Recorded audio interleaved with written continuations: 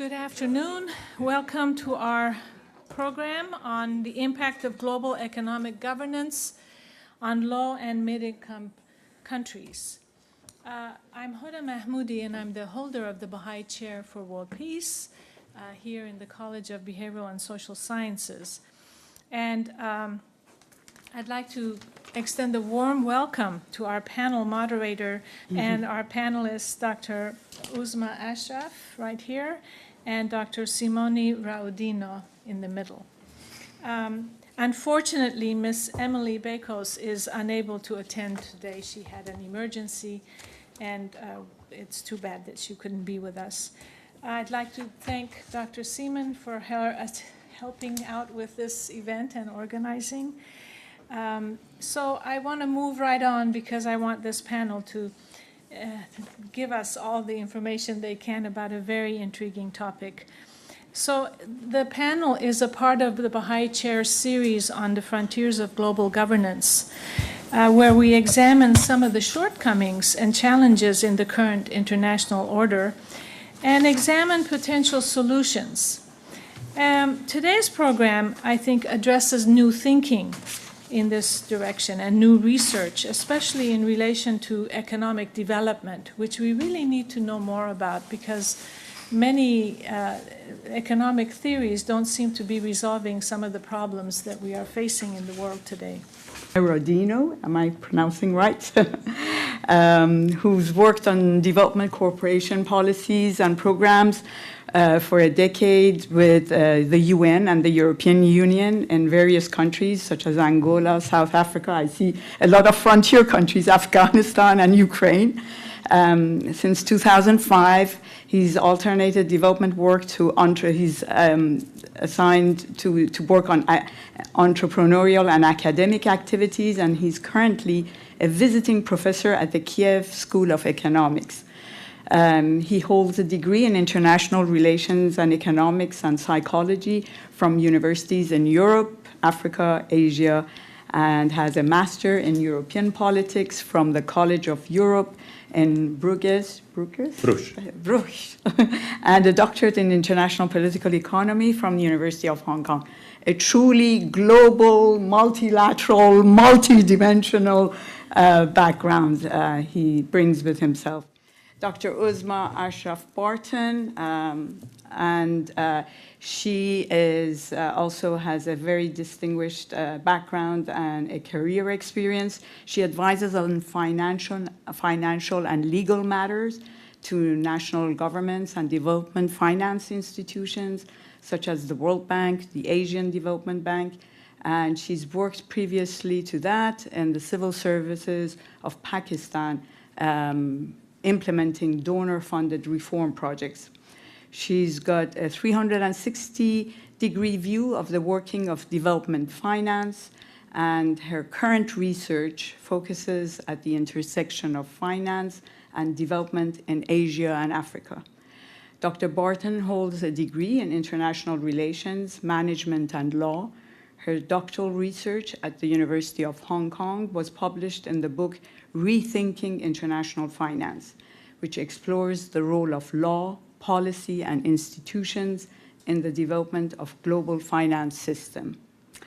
This team, with Simone as the lead person, editor, have put a collection of essays and articles together, and we will be plunging into that with probably up to around 10 minutes per speaker, if it's okay. Give us a general overview, touch on some of the highlights. I will then bring up a number of questions to focus on certain aspects of their work, and then after that we will open the platform to the audience for your questions. Without any further ado, please start. Thank you.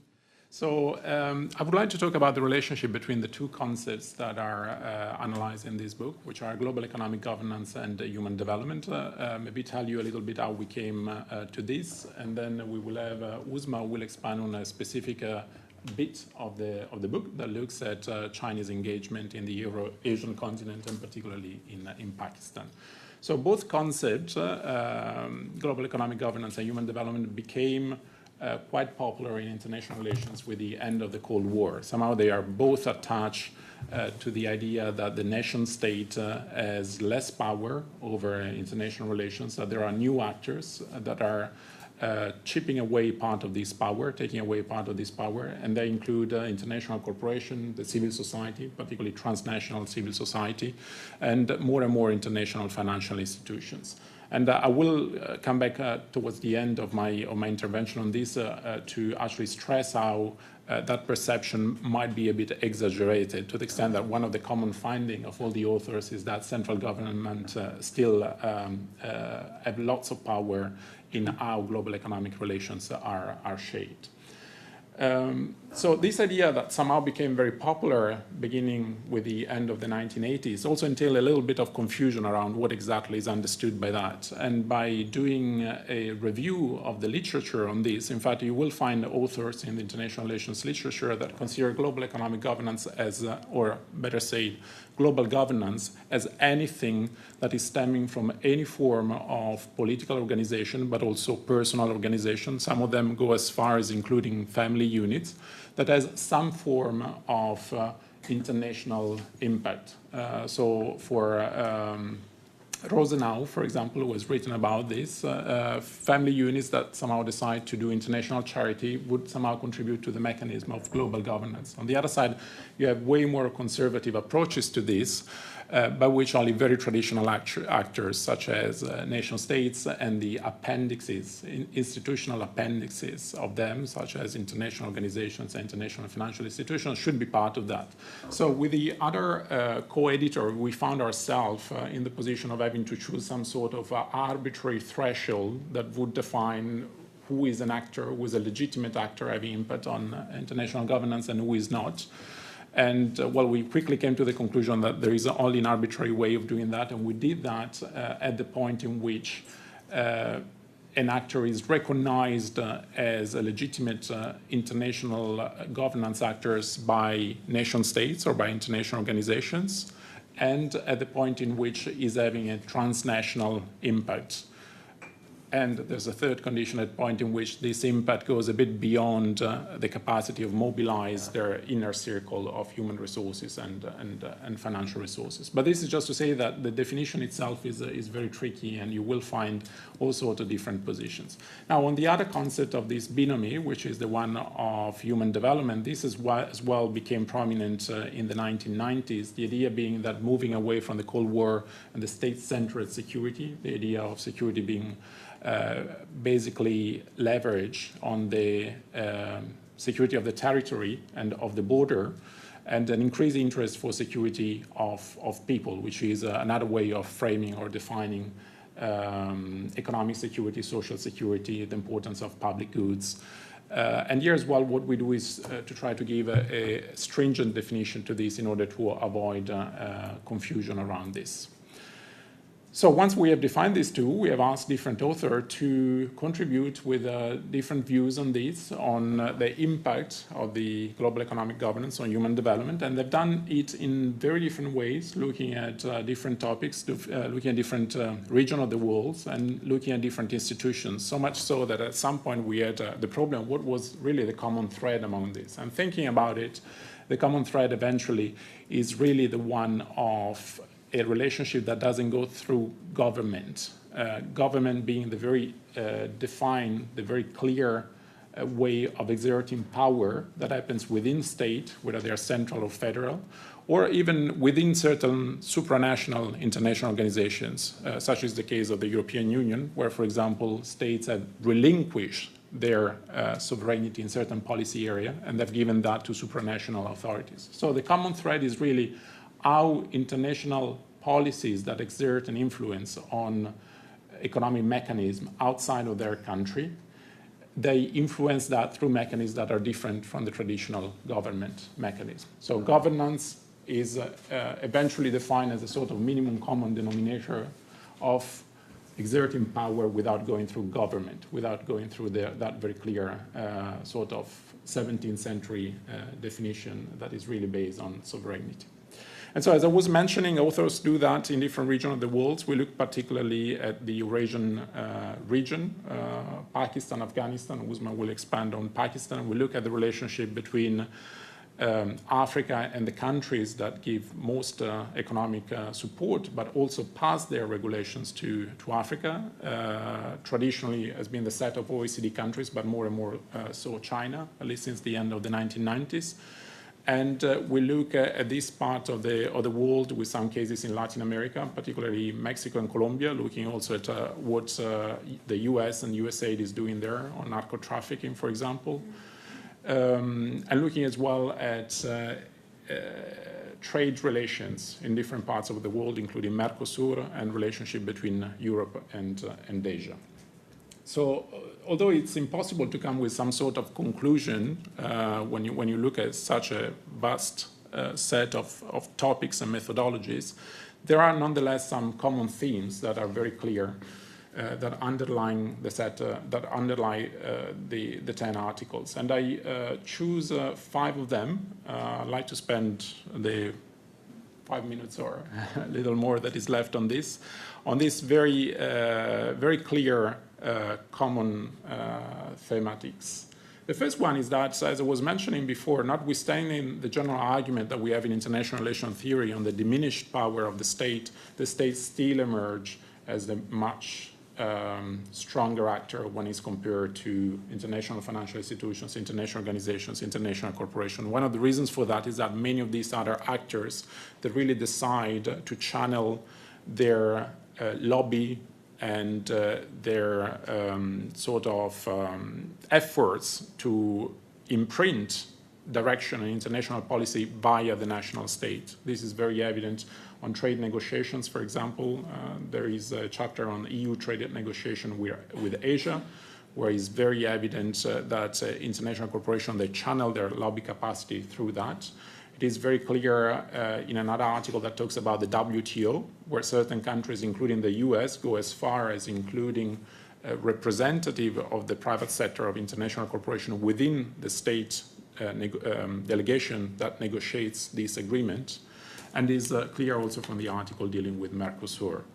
There is another one that takes another article that takes issue with the representation of civil society organization within international organizations. And one very interesting finding is that, well, the wealthiest countries are the best organized. This is no surprise. Civil societies coming from the wealthiest country are the best organized. But what is surprising is that the second group of states to be better organized are the poorest.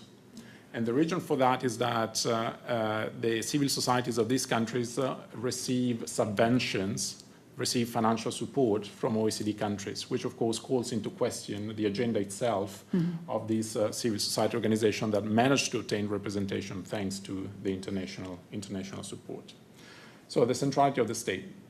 The second point that clearly emerge are, although there is really a large variety of mechanisms through which these international influences exert, there are 2 main channels that somehow can be seen across the different articles. The first one is the one that depends directly from state budget and is usually done via foreign policy and particularly via official development assistance. Official development assistance being only a small part of the human and financial resources that OECD countries put into influencing the system, but is a very successful bit in terms of effectiveness, in terms of capacity of influencing a number of economic dynamics on the side of the receiving countries. This is the first channel. The second channel is still go through the central state, but it leverage the power of the private economic sector. So it's typically done through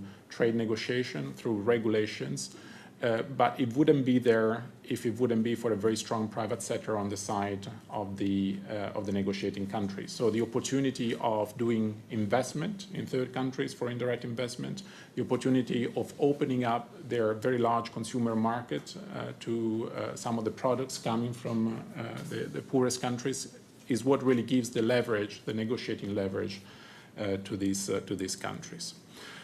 The third element that you will find across is that all countries are influenced by the global economic governance systems. So this includes G8 economies, it includes OECD economies. The main difference between the strongest economies and the other one is that the G8 and the OECD, they are part and parcel, they contribute in shaping that. And so in the book we define them the shapers, whereas on the other side, you have countries that are shaped by the system but do not really get a chance of contributing in shaping the rules. Very often they get a chance that is that it looks as a real chance is not necessarily the case on the substance. I think the article that deals with the representation of civil society is a very good one. I mean, if the whole civil society of a country is able to participate in international fora just because it's fully financed by third countries, you might want to question, how independent and genuine is that kind of representation. But this also transpires from other articles. The civil society one is perhaps one of the most evident, but is definitely, the point is definitely there.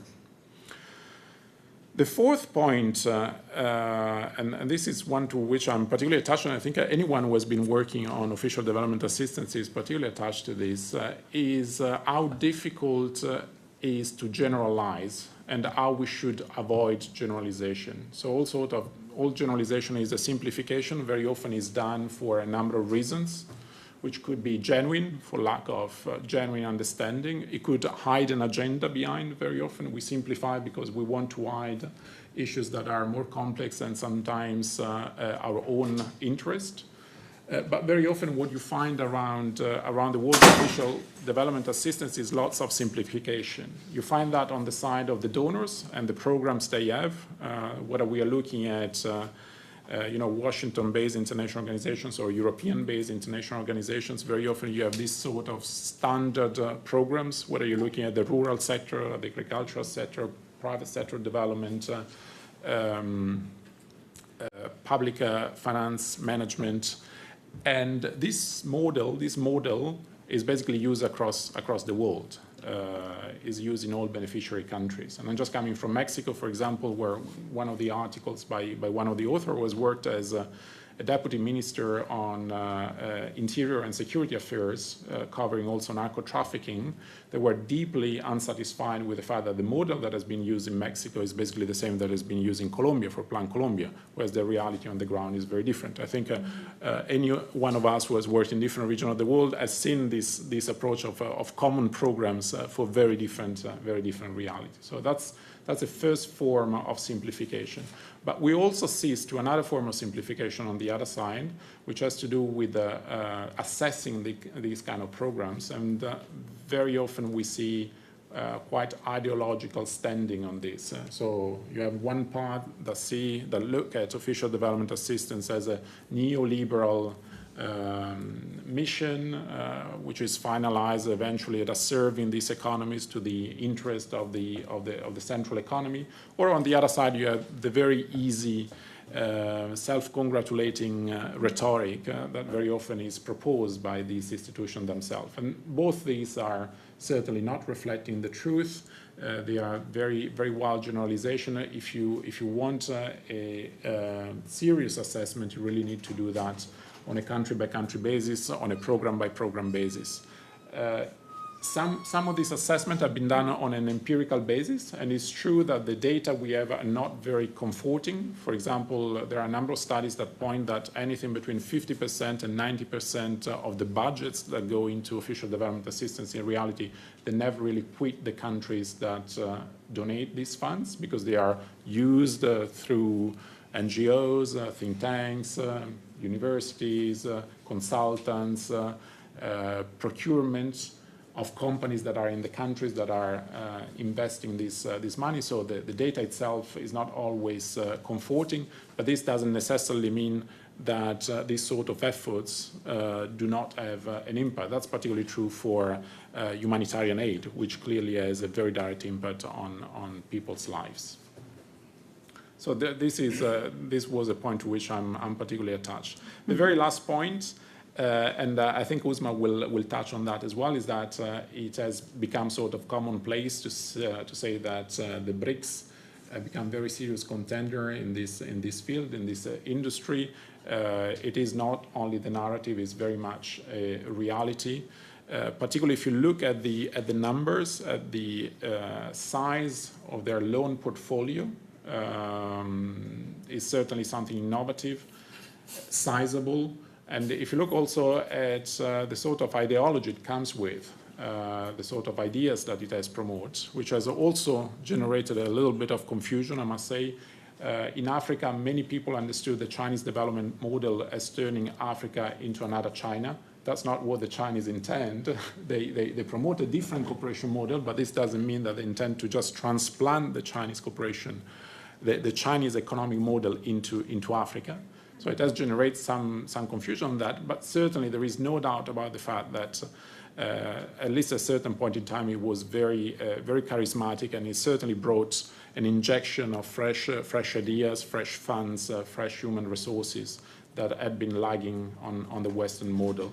So if I look at the different contributors here that talk about the role of China and other BRICS countries, whether it's Pakistan, whether it's Africa, is briefly mentioned also for what concerns Latin America. And in fact, it is increasingly growing.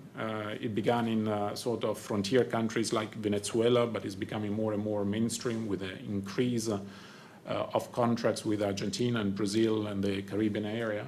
So if we look at the pace at which this cooperation has been increasing and the amount of funds at the loan portfolios they have, I think there is no doubt that over the next 10 to 15 years we will assist to a challenge to the Western economic cooperation model that we haven't seen since the creation of the Western economic cooperation model itself, which goes back 70 years. So maybe I will leave it there. And thank you very much. Yes, thanks. please. Thank you so much, Simone. Simone mentioned about the concept of global economic governance and the relationship with human development. My contribution in the book is more on comparing what we call global economic governance institutions with the so-called or newly phrased Asian development finance institutions. So I'm more looking at contrasting the work of the traditional Western international economic institutions, which were set up at the end of the Second World War, initially intended to rebuild the European economies after the war, focusing more on the hard infrastructure rebuilding in the Europe, and that initiative was led by primarily the U.S. Although the U.S. came up with a Marshall Plan specifically for the Western Europe, nonetheless, the Western economic institutions, or we call them as global economic institutions, because primarily in the international area, they were only these U.S.-led and established institutions under the Bretton Woods were doing the development work starting with Europe, but then expanding on to include Asia and Africa. Most important institutions are one where our moderator has spent her professional life, the World Bank, which was primarily established to do the hard infrastructure development in Europe. And after the Marshall Plan, then World Bank expanded on to include Africa and Asia. However, until 1970, where the World Bank changed its focus from doing the hard infrastructure to providing more soft infrastructure support side, which included providing social services, providing monitoring, evaluation, providing health, education, and other indicators on the social side, whereas the hard infrastructure, most of the economies in Africa and Asia, which were still recently decolonized, still needed a lot of investments and funding in their hard infrastructure. So primarily the agenda of the development was shaped by the World Bank on the infrastructure development side in Asia and Africa. So when we are talking about the globalization shapers, the agenda was set by the Washington-based institutions, the World Bank and the IMF. IMF is basically to provide for emergency lending and balance of payment support or the current account support to the countries who are facing difficulties in the short term on the finances. So until from 1945, when these institutions were set up, until 70, when these institutions focused primarily on the hard infrastructure, and they were basically calling,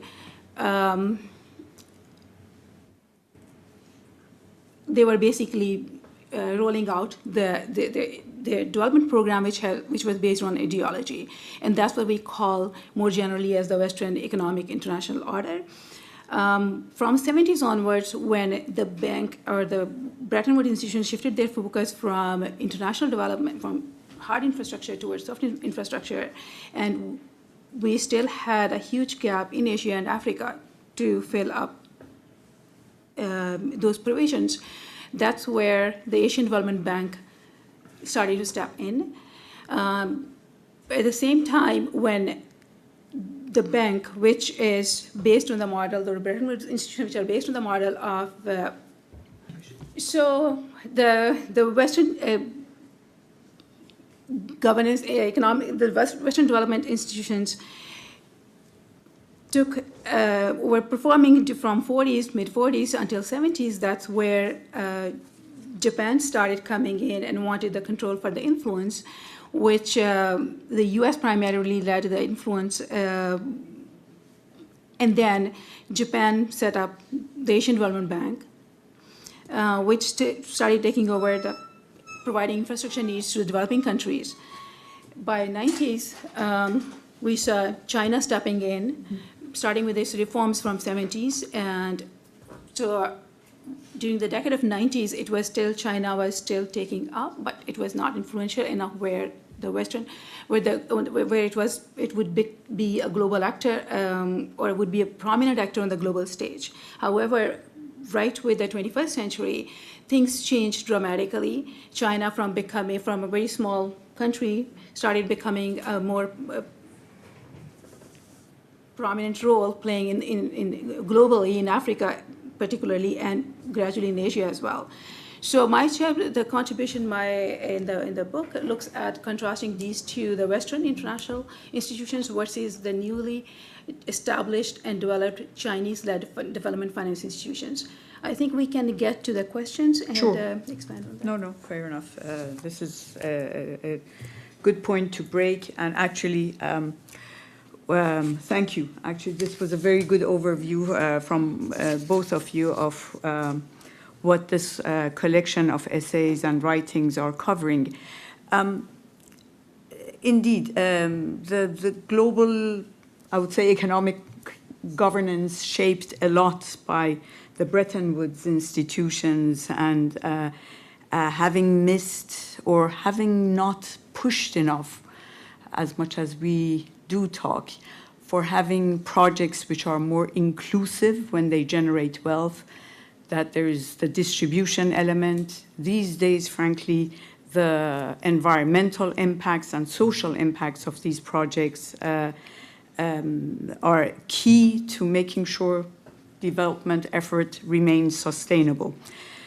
So while this critique, I would say, has always somewhat been there, not taken always very seriously, but increasingly trying to be accounted for in the design of new projects.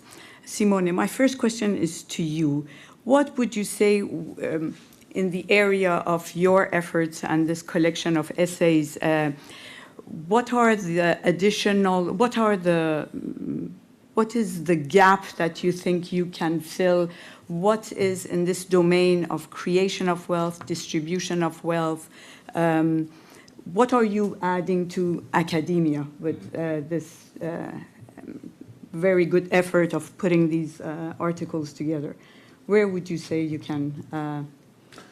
So I think what is interesting is really the sort of background and the different case studies people look at. Mm-hmm. And at least for practitioners, for people working into this, they come with a very candid account. I would say that's the case, for example, for Ukraine, where we have, where I'm working right now, and the contribution we have is from a former lead economist at the central bank. Basically, his argument is that most parts of the development cooperation there is concentrated over the short term.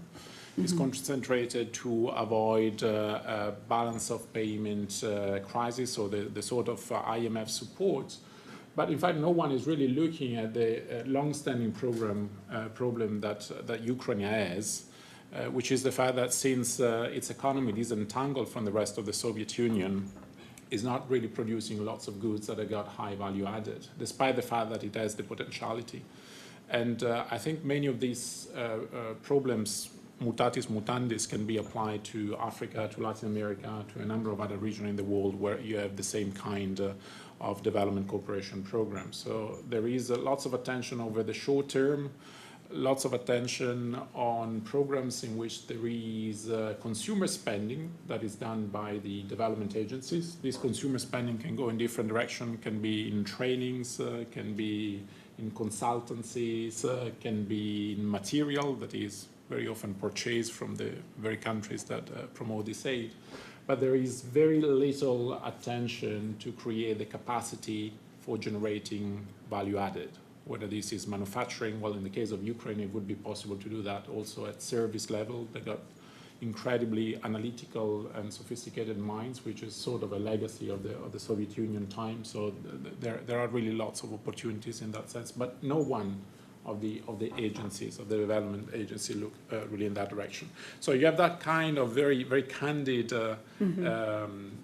witnessing on the one side, and on the other side you also have a bit of compensation, looking, for example, at the fact I was mentioning before, the fact that certain civil society organizations get to be represented very well, even though they come from countries that they wouldn't be able to afford that. Well, that of course questions what is the agenda that they bring with them, but at the same time it also creates an opportunity that was not there before.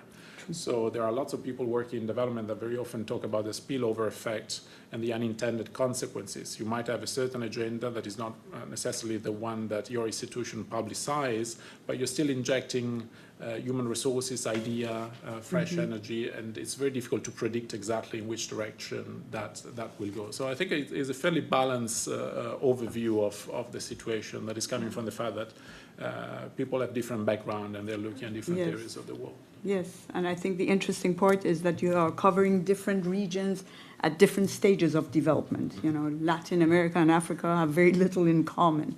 Yet, if you are finding common threads, it's fascinating. My next question is either one of you or both of you.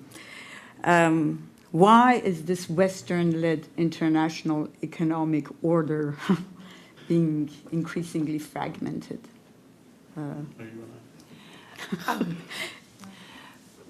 Well, there's one theory, not necessarily that I buy that, but every 3 generations, almost 180 to 100 years, somehow the global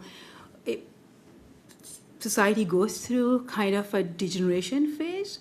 I do not necessarily buy that theory, but seems like when we look at historical perspective, so right around between the wars time, we see the similar kind of fragmentation and similar kind of anarchy going through different states, which somehow we are witnessing it again during the wartime or before the wartime. There was a thing that I have read but not lived through the era.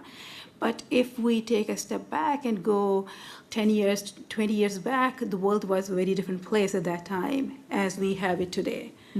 I think if we look at why this Western order is going through this fragmentation phase, there are 2-3 different things happening at the same time. One, we see that the US, which was traditionally since 40s, has led the international economic order, is not in a position or is not willing to do that. I think it's more about the willingness to step in that.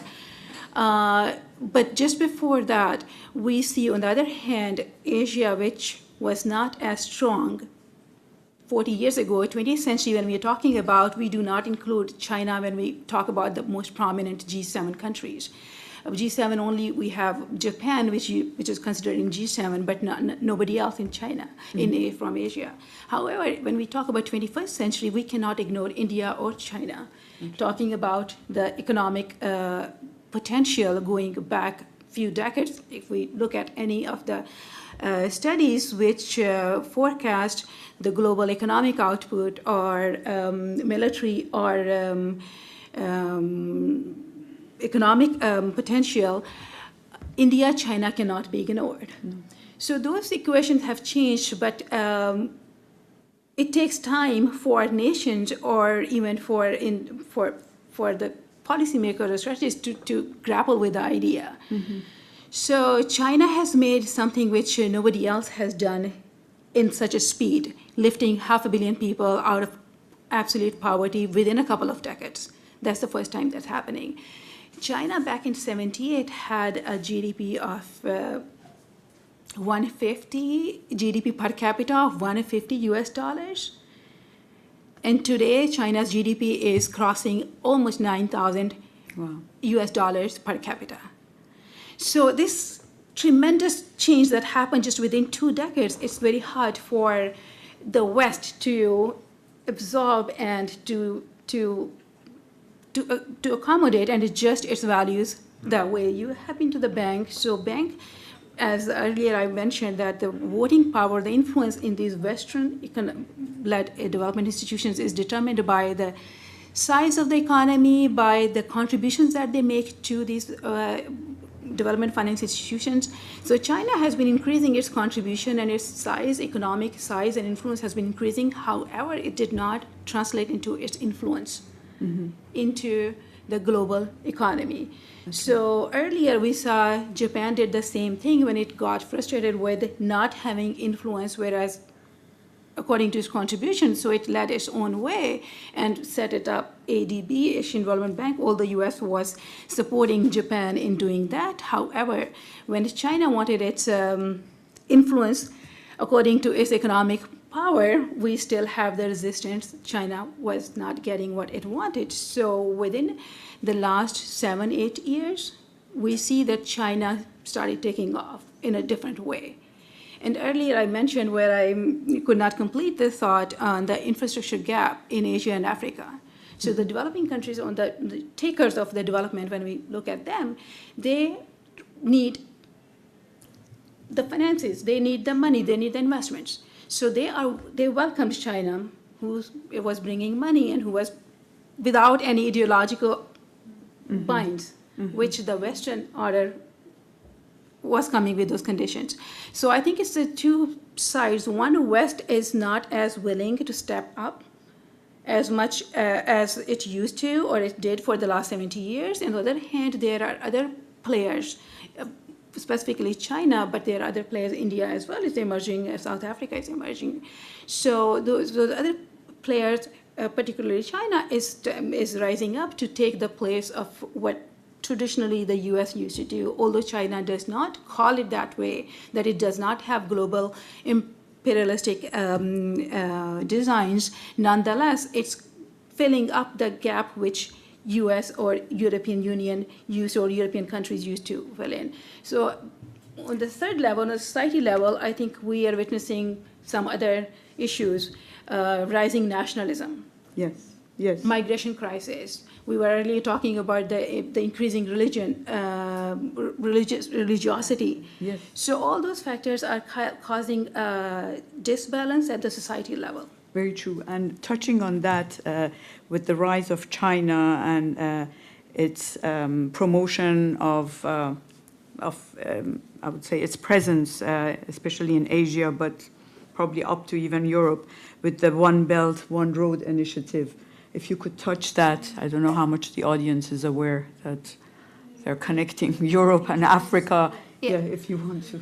So we're talking about that China in the last 7-8 years, having given up on getting its influence in the Western-led institutions, the World Bank or IMF, started coming up with its own plan, which was not really a solid plan. So it was unlike the the European or the Western designs, it was not a real plan, but just some kind of a vision, and called the Belt and Road Initiative, which is linking China with Eurasia, China to Europe and Africa, to the maritime routes and to the road routes, increasing regional connectivity throughout from China all the way to Eurasia, which covers also the Central Asia, Eurasia, Eastern Europe, main heartland, Europe to Africa, through maritime routes as well as through the land routes.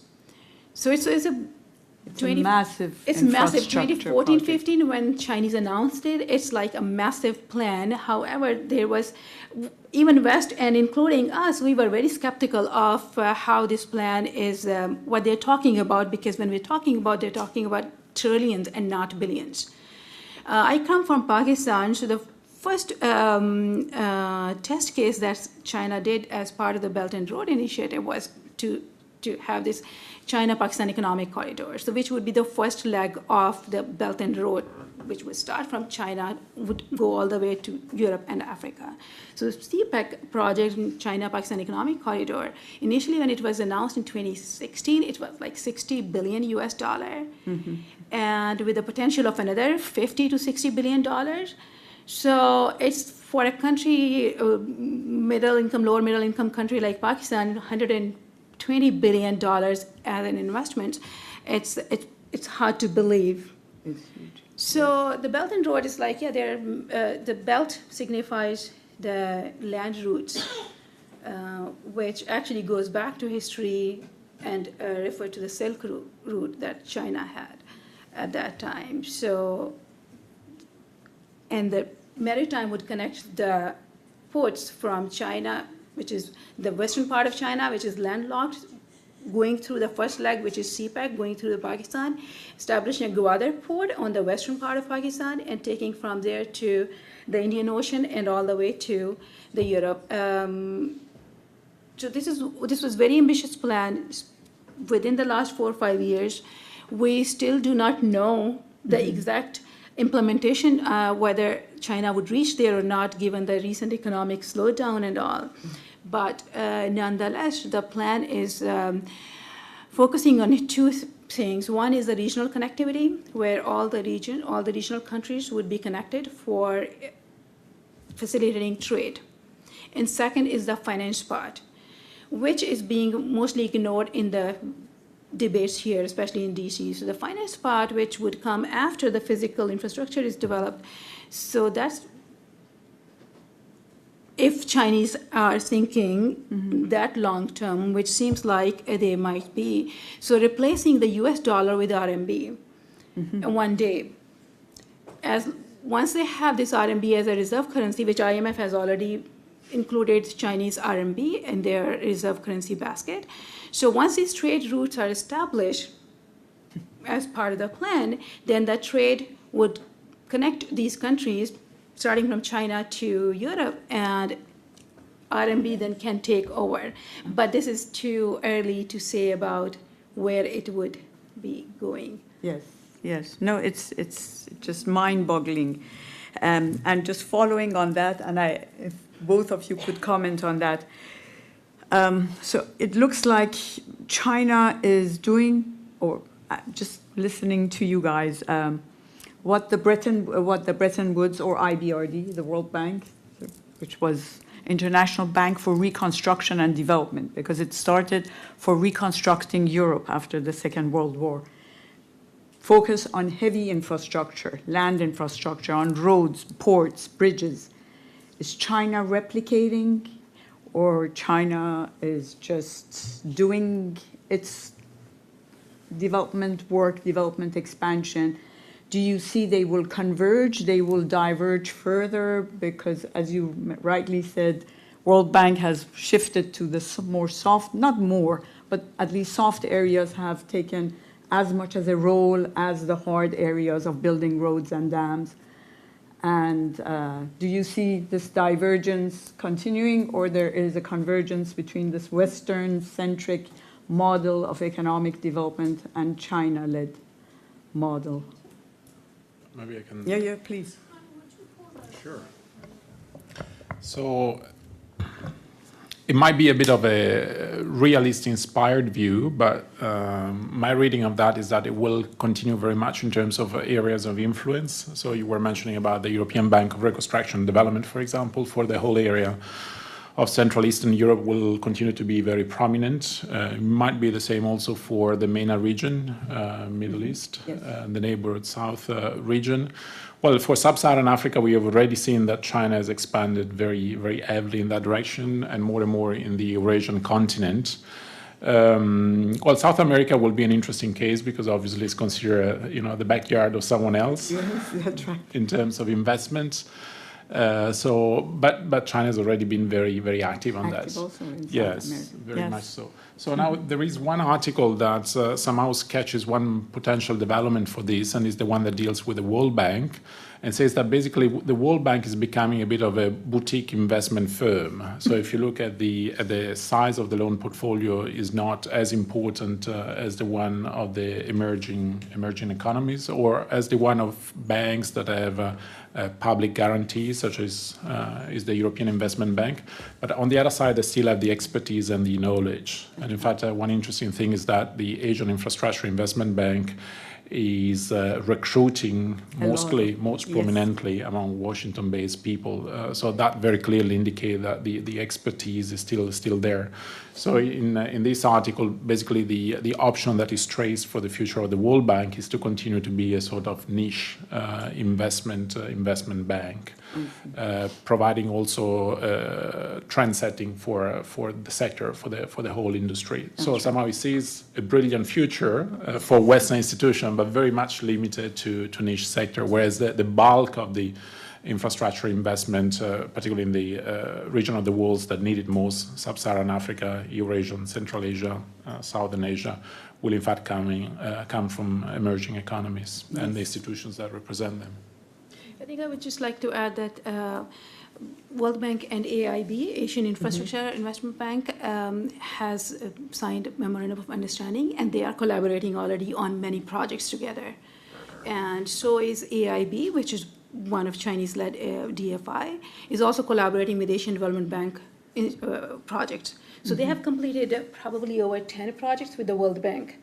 Interestingly, the US has not recognized the AIB or the Belt and Road plan that is Chinese plan to do that. However, the bank and the World Bank and the Asian Development Bank, they both are collaborating.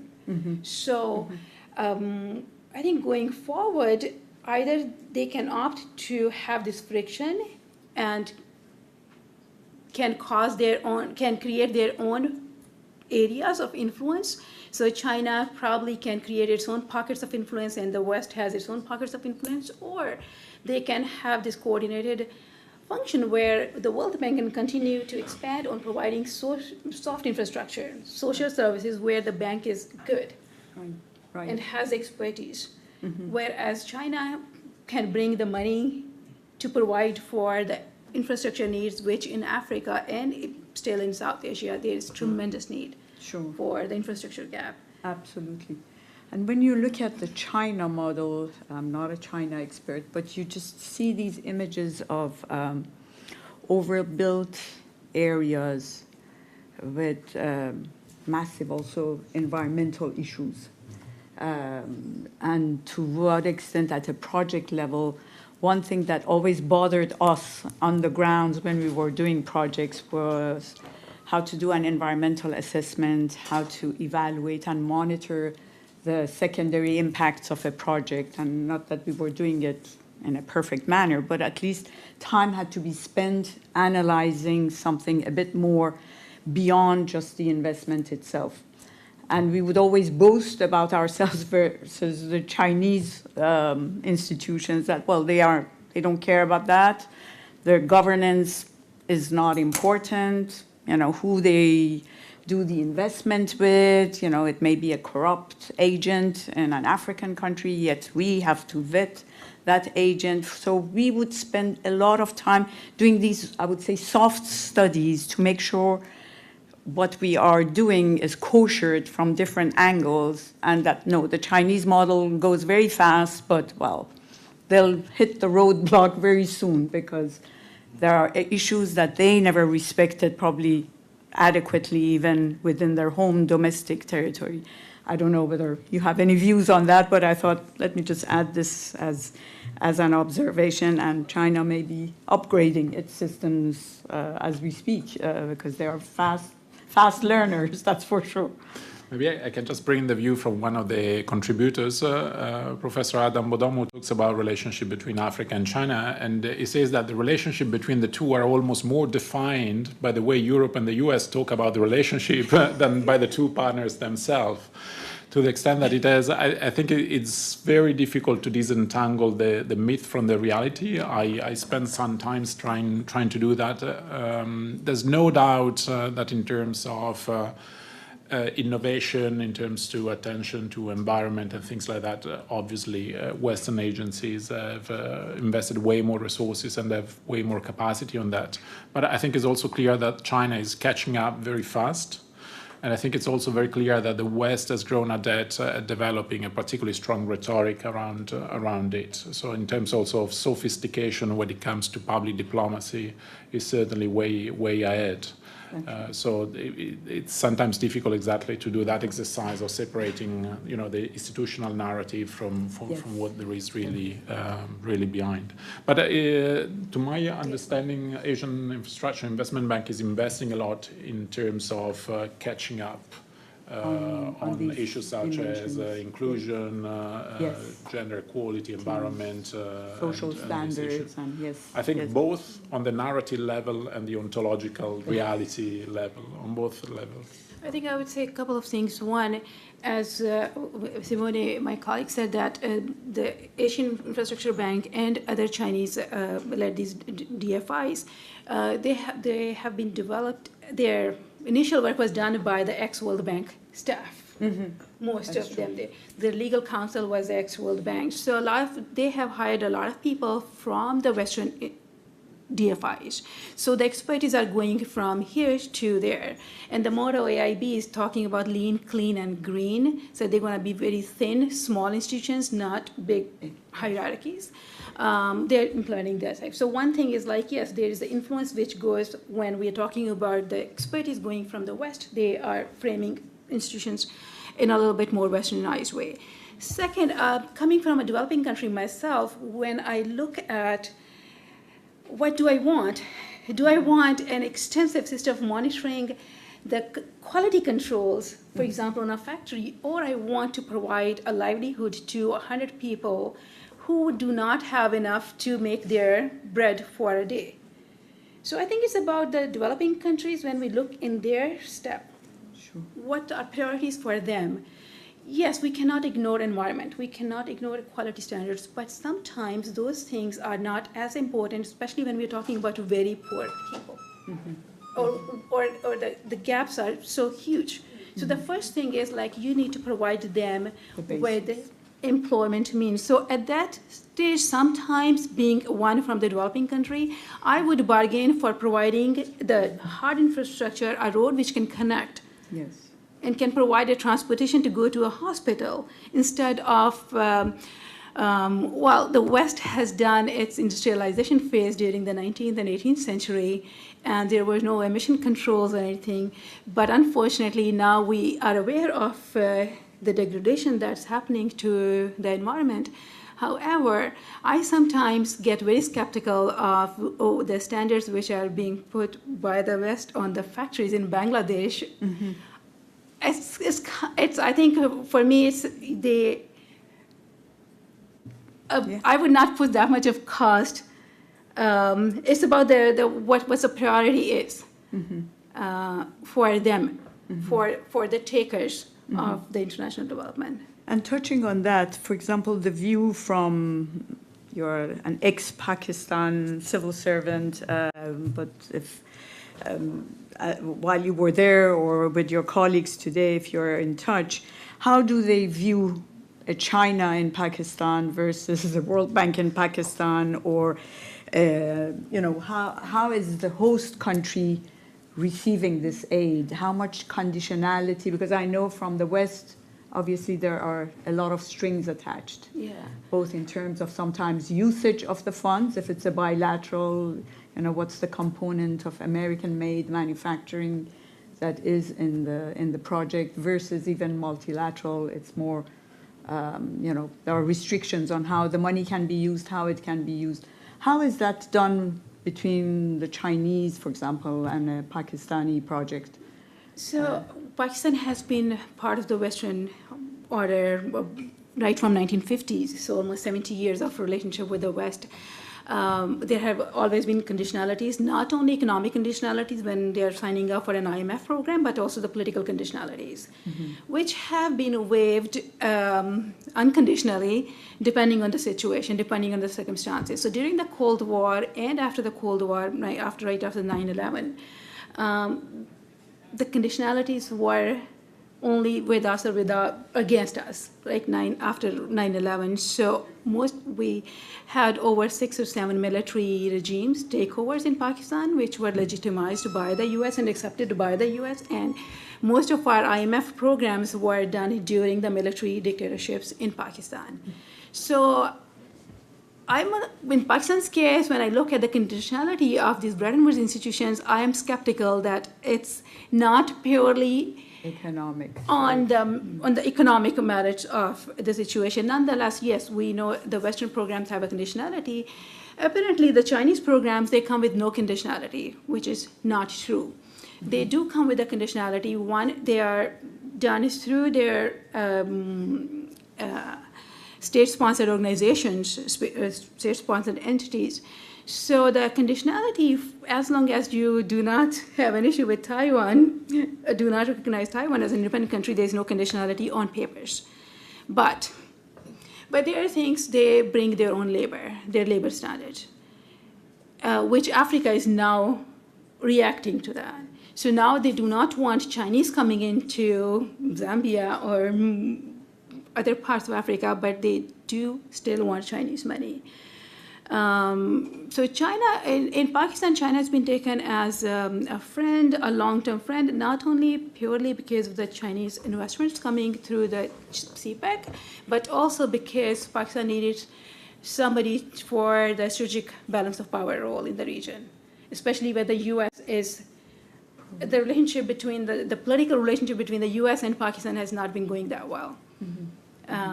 So Pakistan, and then at the society level, it's been very, very receptive and acceptive, except for the western part of Pakistan, which also borders Iran and Afghanistan. Yes. So there are problems there. Balochistan, which is the western province of Pakistan, and the CPEC route is supposed to go through the western part, and there are scary threats to the China-Pakistan economic corridor and Chinese investments. There have been an attack on the Chinese consulate in Karachi. There have been attacks even in Islamabad and Lahore on Chinese different businesses. And Pakistan Army has earmarked 10,000 people on just providing security, and there are more elaborate arrangements on providing security to the Chinese. Nonetheless, if I look at the reception, Chinese get a better reception than the West. That could be partly that with China, it's very new. The economic partnership is very new. So it's evolving. Maybe in 10 years' time or 20 years' time, when we recognize that, things are not going as well as it was promised, or at least looked. I think a lot of times with the recipient countries, how they interact, how they transact in that project also determines the outcome. Right. So I would say with China, it's still evolving, the relationship, but on the face of it, for now, it's more positive than working, than the Western DFIs get a reception there. Thank you. How are we doing with time? I have a few more questions to ask, but yeah. Shall we try maybe to open? Let's open. Yes. We can do that and then go back. Yeah, yes. in case no one. Yes, of course, please. I have two areas where I'd like to ask, but I'll just focus on one. It has to do with China, and we've just been talking a lot about it. With the U.S., are we on? Yes. Okay. The U.S. has sort of self-handicapped itself in terms of international influence. Russia has a lot of pots boiling on the stove that aren't showing up yet. There aren't a lot of other contenders.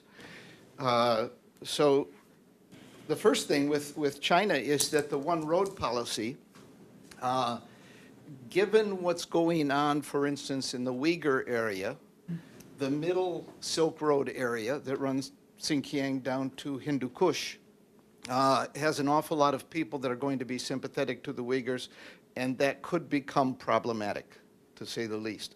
So there's a lot of pushback there, I think, about to happen. The second thing is, Guyana is a really good example of what you're going to see, I think, across Africa, because in 15, the government flipped, and it essentially flipped by a multicultural platform in reaction to Chinese bringing in all of the labor down to the ditch diggers and not hiring any Guyanese, and then buying interior land, which they're doing in Africa. And because of that threat, they flipped the government, and China lost out. And then the last thing in China that's a real threat that really makes me question its future is that its current IT platform to manipulate social good and grade people, take away passes, visas, movement within the country, vacation time, and their ability to actually do the visual ID and all that stuff.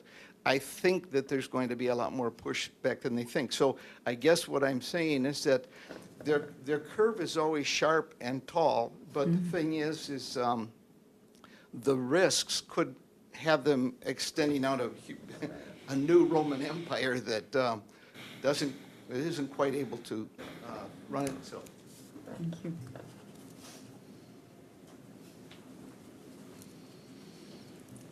Anyone else? Yeah, we can take one more. Well, Or maybe we can begin with yes, it. yes. Oh, yeah? So we've been talking about the liberal order, the Western order since World War II, and how it strove to spread democracy and also to help, in a sense, rebuild the world in certain regions. Do you see that now Asia, and in particular China,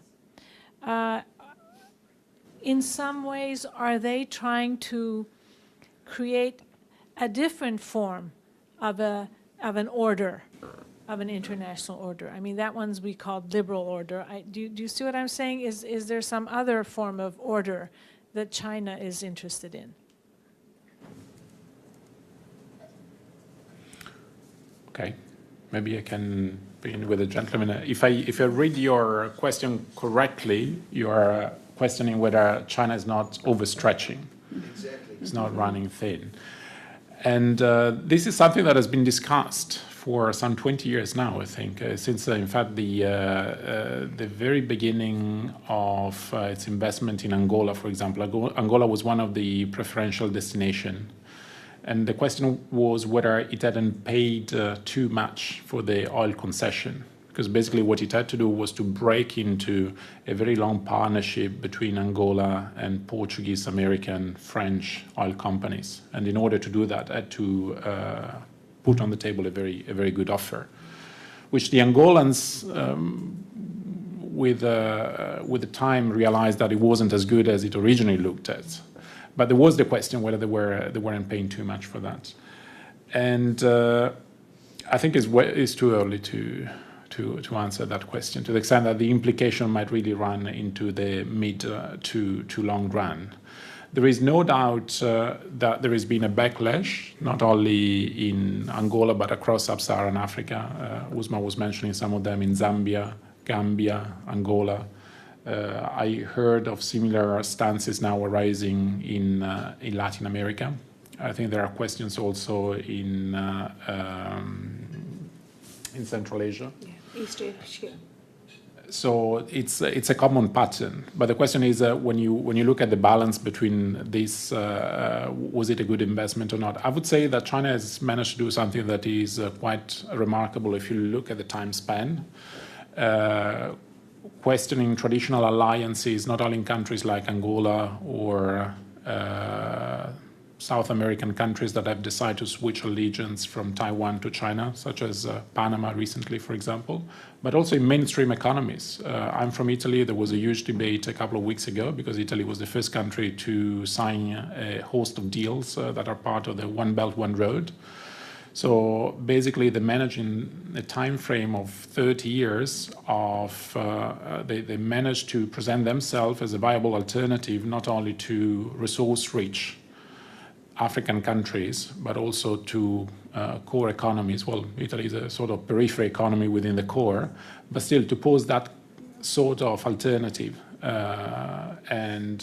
The other thing Uzma was mentioning is that in the moment in which the Asian Infrastructure Investment Bank was set up, a number of governments had the doubt whether to join or not. There were very strong pressures from the US to avoid going in that direction, but ultimately most part of OECD countries went in that direction. So they really realized, they really managed to present a viable alternative and pose that alternative in front of of governments that are allied in the West, and many of them decided eventually to split their risk and their allegiance, and that is happening.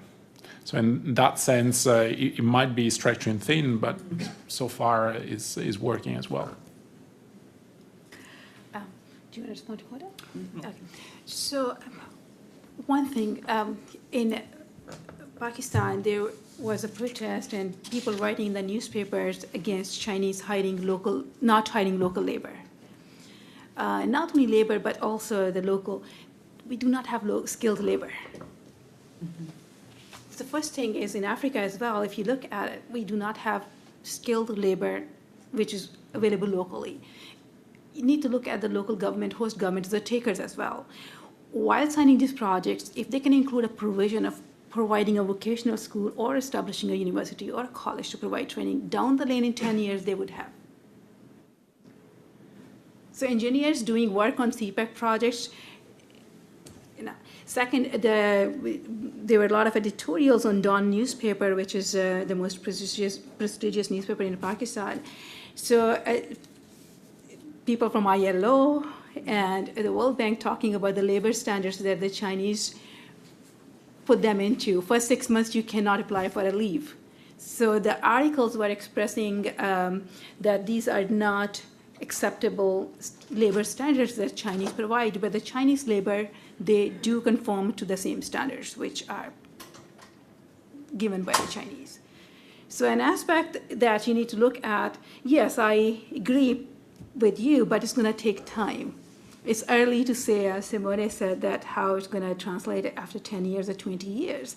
But one, absence of local skilled labor. Second, at least in Pakistan's case, there were issues that they were thinking their labor standards are too stringent. People are not willing to work on the Chinese projects. To your question on the order, we don't know right now because one is in a chaos, the existing one. We don't know whether there is another one shaping up or not. On the face of it, China says it does not have any plans in that kind of order. However, if we look at their plan, and given that we're assuming that they will achieve all the milestones which are super ambitious, there may become an order.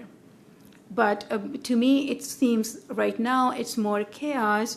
US has opted to play back, which has created this space or vacuum, and nobody yet is powerful enough to step into that. China has done tremendously. Nonetheless, Chinese GDP per capita is $9,000 US, whereas US per capita is $60,000 US.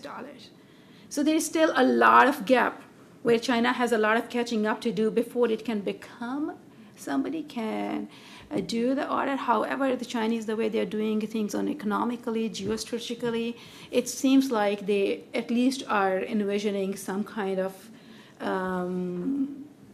area where they would be playing a more important role in the coming decades.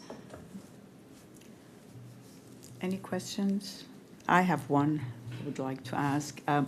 You have both studied and you have demonstrated the impact of global economic governance on the outcome, on the development outcome in practice. Given some of the big global issues we have, climate change being probably number one, food crisis, some of these pandemics,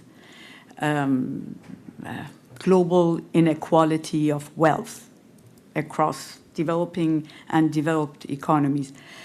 In your views, what governance, what institution can tackle this? What kind of institution? Should it be a supra, multilateral, or another facet of it, it could be we live in a world where digitization is taking over.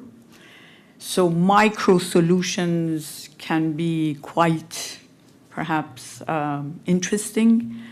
They could be even scalable. I'm thinking of even production of energy at a local level in a renewable fashion, and through digital mechanisms being able to share that solar energy that I'm producing at a village level. So from a micro to a macro, there's a big, wide range of governance that the world needs to go after to address a lot of the burning issues we are all facing. So let's solve the world's problem here in the next 2 minutes. So I think at the supranational level, the European Union model has worked quite well, but that's obviously something that will remain restricted to a limited amount of countries. But despite all the challenges, the Brexit, the fact that people are not excited anymore about the EU integration process, in terms of output for its citizens, is working quite well. But that's obviously more of a regional model. And that's also the model it has tried to promote in different regions, including African Union, for example. Certainly something that is more extended than one region is not for the next few generations, the way you say it. And if you want to look at Europe as a model for the rest of the world, what would you say that would be the first or second requirement? Do we need to be highly educated, have a highly educated nations that understand you need to give up to be able to have a collective gain, or the traditional narrative from the EU is start small, start from the small things. So in Europe it began from coal and steel, and then ramp up from there, because other attempts that were too ambitious from the beginning, usually historically they fail, whether you look at monetary union or territorial annexation. Usually they didn't work. We don't know whether it will work over the mid-term to long term, but so far, I mean, if we have to stick to data, I think as the European Union as a polity experiment has managed to do quite well for its citizens. And with respect to your other question on the most pressing international needs, we often hear about, obviously the environment, but also energy, wealth distribution.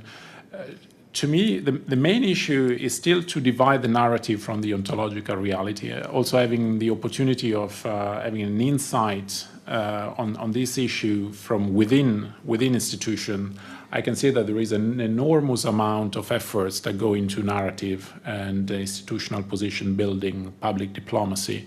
So it's very, very often difficult to distinguish what is the narrative from what are the data attached to it. A number of programs, for example, that are framed as environmental program, in fact, have got a very much financial backbone attached to it, and then they somehow get embellished through that lens. But if you really look at the actors, at the logic, at the interest, are very, very traditional. I also remember Usman and I, that we were both at Hong Kong University, I think shortly before that, end of the 2000s, with the failing of a key environment conference in Denmark, UN conference. I remember the main newspaper in Hong Kong, the South China Morning Post, title on the first page, "Maybe the warmer the better." So also we have to take into consideration, and the reflection was on the agricultural situation in China and the consideration that a rise of a rise in temperature of 2-3 degrees centigrade could actually favor agriculture in China. So we also have to keep into consideration that different actors might have and do have different positions that are not necessarily attached to the normative discourse. Yes. The other very clear one is that China has recently switched position on this, but also if you look at who's the leader in green technology now is China. So you know, most probably that sort of push for switching position is not coming from a normative stance, it's coming from calculation of balance of payment nature, of opportunities for exporting certain type of technologies. So despite the fact that in terms, both at the institutional level and academic level, we have a global narrative, yes. then I'm still very doubtful about the substance behind that, how to disentangle the ontology from the narrative. Yeah. Thank you. I worked back in 2010-11, I was working on a supranational body in the finance field for the financial regulations.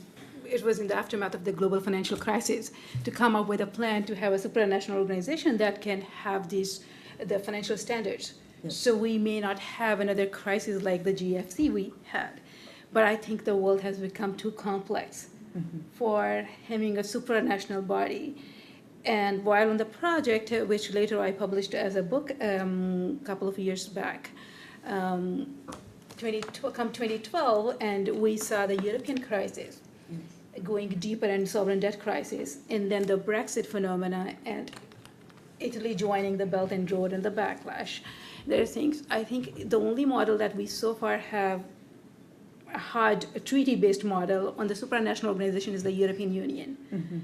And the last 5 years are not very optimistic in terms of how far we can look for something at the global level. So I'm skeptical on having a supranational body that can provide those things. Right. However, I think as you mentioned about the renewable energy, where it's bottom upwards. Yes. So where we need to capitalize on our indigenous resources instead of looking up for somebody to bring the dollars, could be it China or be it the US or the Bretton Woods institutions. But I think the countries, they need to look at their own resources in what they are best at. Very true. You're done. We don't have. Yes, of course. Please, please. Thank you so much. What a wonderful panel. And what a great moderator. Great questions. Thank you. Thank you. To all of you, and I want to just show you the book, and there's a copy up here with the contributions that they talked about. It's Global Economic Governance and Human Development, and it's part of the Rutledge series on International Political Economy of New Regionalism series. So there's the book. So Dr. Ashraf, Dr. Raudino, thank you again for a wonderful panel. We learned a lot, and I also would like to thank the audience for being here today.